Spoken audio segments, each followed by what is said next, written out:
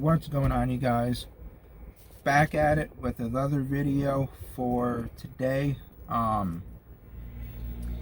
We're talking about the lease purchase. As you can tell, I applied. That's what the title is.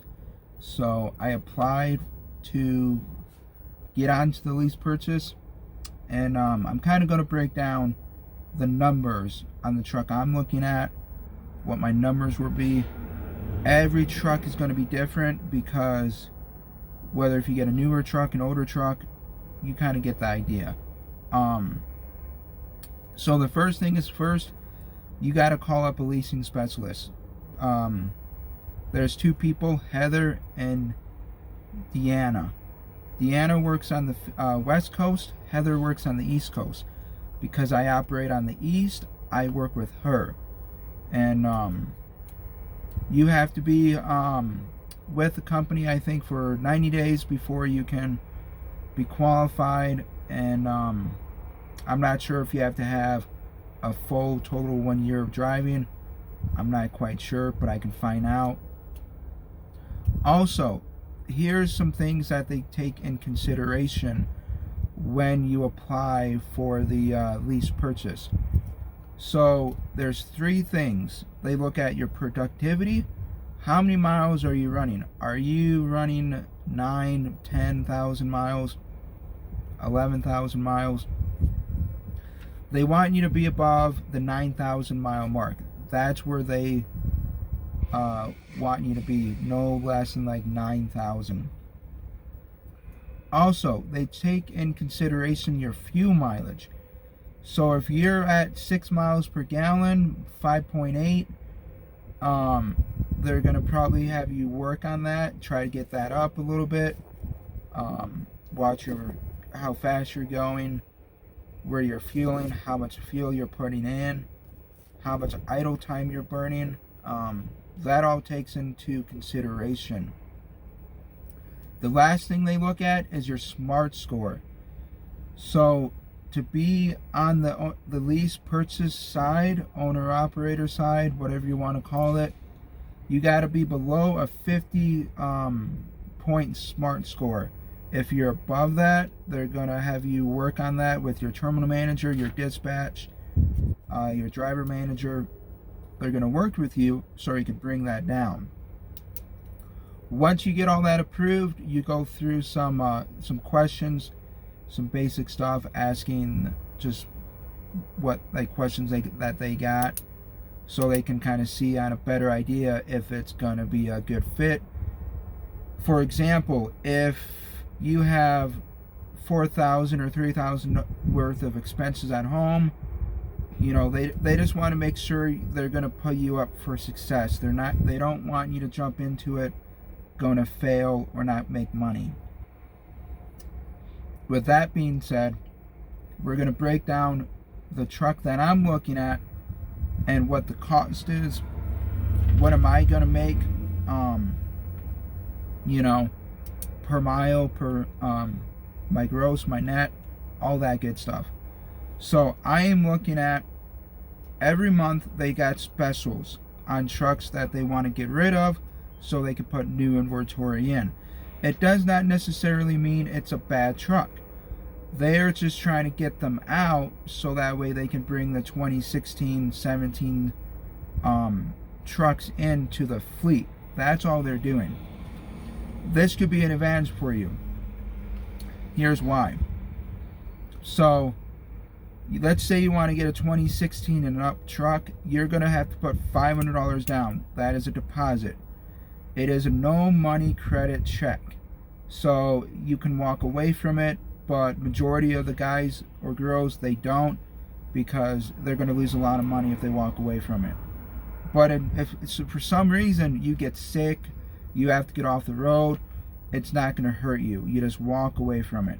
Now I'm going to hear a whole bunch of things that, oh, a walk-away lease is not, it's not worth it, you're going to fail. Those are all haters. Those are all trolls. More than likely, those are the ones that failed in the owner op or lease purchase division doing this. So take that in consideration. You are going to get some hate, some trolls on it. So you take it how it is. Alright, so $500 down for the newer trucks. The one I'm looking at is 0 down, no money out of pocket, because those are the older trucks that are trying to get out. I am looking at a 8-speed International 2015. The reason why I'm getting it is so I can take the 8-speed and convert it into a 13-speed. There's a very few left of those, and I'm trying to get into one of those so I can get some better fuel mileage, because the fuel mileage is going to either make you or break you out here on the cost of trying to make any money. So 0 down, $375 a week for 2 years. That is 2 years. The base price is $33,000. You got a balloon payment of $8,000. So let's say your lease is up. You got 8, or let's say you got 10 grand in the bank. You want to buy the truck. You give them $8,000. They give you the title. It's that simple. So that is what I'm doing, because I want my costs as low as I can. Damn it. I don't know what the... So I want my cost as low as I can, because the lower the cost is, the more money you're going to make. So $475 a week for 24 months. That is what my cost is. My goal is within the by the first year, by the 12th to 14th month, I'm going to have that truck paid off. That is my goal. So here's you have a fixed and a variable. You want to know the fixed cost. This is how you're going to make a profit. How you're going to know how much of a profit you're going to make. Physical damage, $27. Bobtail, $7. Work accident insurance, $35. Elite Pass, $3.50. Permit plate, $42.31. Zonar, $13. ATBS, that is the people that deal with your taxes all year long, so you don't got to keep up with like saving your receipts and all that. I recommend doing it though. I'm not doing it. I got a very good tax specialist lady that knows the trucking industry to where I don't got to pay that. So a little more money in my pocket. Glass insurance, $4. So you get a chip or anything like that, a crack, it gets replaced. Pretty self-explanatory on that. So the total of that comes out to $475. I added the glass insurance in it just so you can see the breakdown. Excuse me. So $475 is your fixed cost on all the expenses. Now we're going to look into the variable fix. This is what goes up and down every single week. All right, so you got a maintenance escrow. That's 5 cents per mile.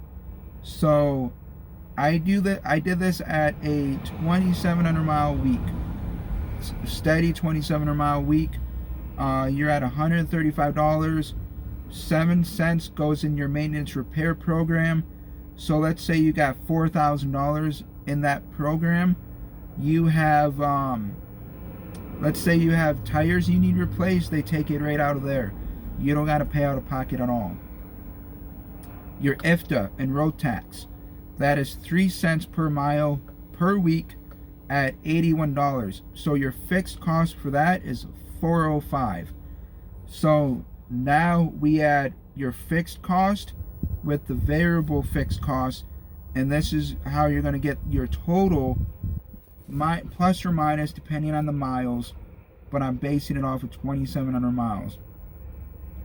$880 for all of that. So you're like, all right, you got $888. That is what you got to make just to break even, minus your fuel. Now we are going to talk about how to calculate fuel, how to figure out how much fuel you're going to need per week. So I did an average. The national average right now this week is at $2.80 for diesel. So I times that by 400 gallons at 7 miles per gallon, which is it's at 2,800 miles a week.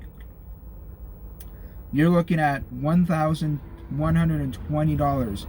That is about what you're going to pay per week at that rate per mile, averaging out. So this is what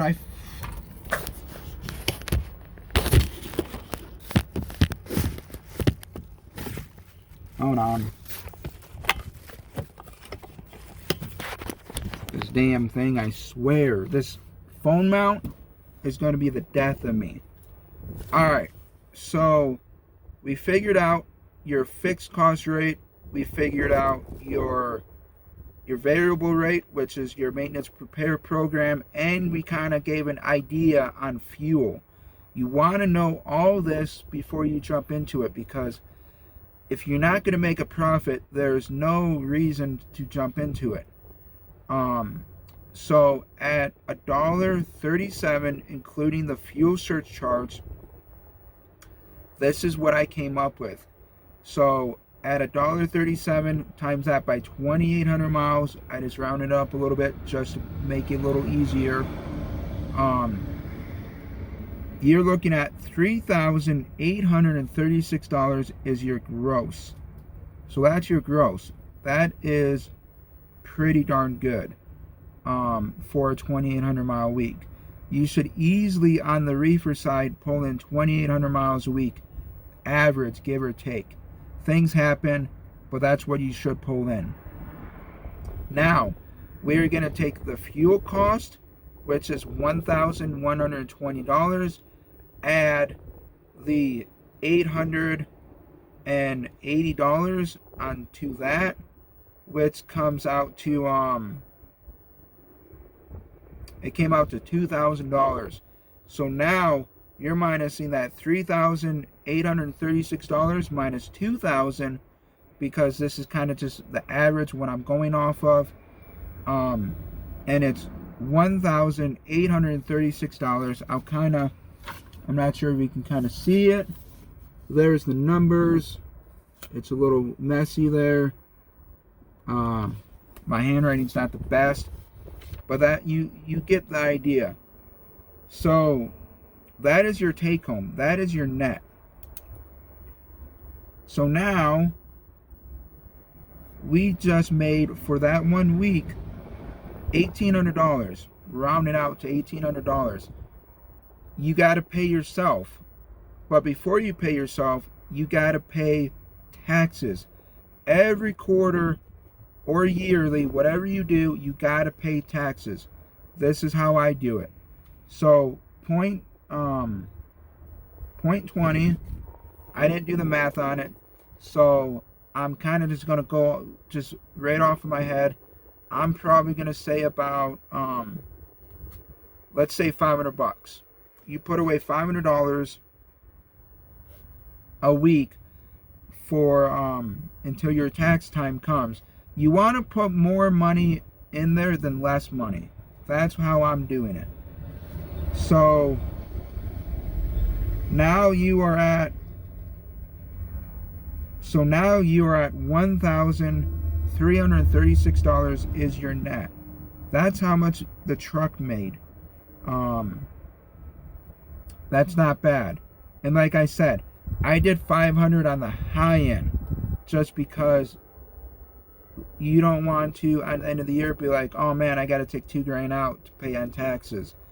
This way, if you get a little money, let's say you get $1,000 left over from the money you saved, you put that money in for the next term, for the next quarter. That is how you're going to figure this all out. And so darn it, damn thing. Alright, I'm going to fix this, because I'm about done with that camera. So now you figure you want to pay yourself. It varies from everybody. Some people may want $800, some may want $1,000. It all depends on you. So I'm not really going to go through that because everybody is different. But I hope this gives a really good general idea on the breakdown, the numbers. You can make money here. It's just a matter of, are you willing to go that extra step to get to that part? Because you can make money in an owner-op, in a lease purchase. You can make money as a company driver. It's all on what do you want to do, and what is your goal. Is your goal to own a truck? There's so many ways of figuring that out. So I hope this helped you all out. If it did, I know it's a long video. Thumbs it up. Leave your comment down below. If you're new to the channel, please hit that subscribe button. Also, please make sure to ring that bell. If you don't ring that bell, you're not going to get notified when I upload a video. This is very critical because you won't know when I upload. So make sure you do all that, and we'll see you on the next video.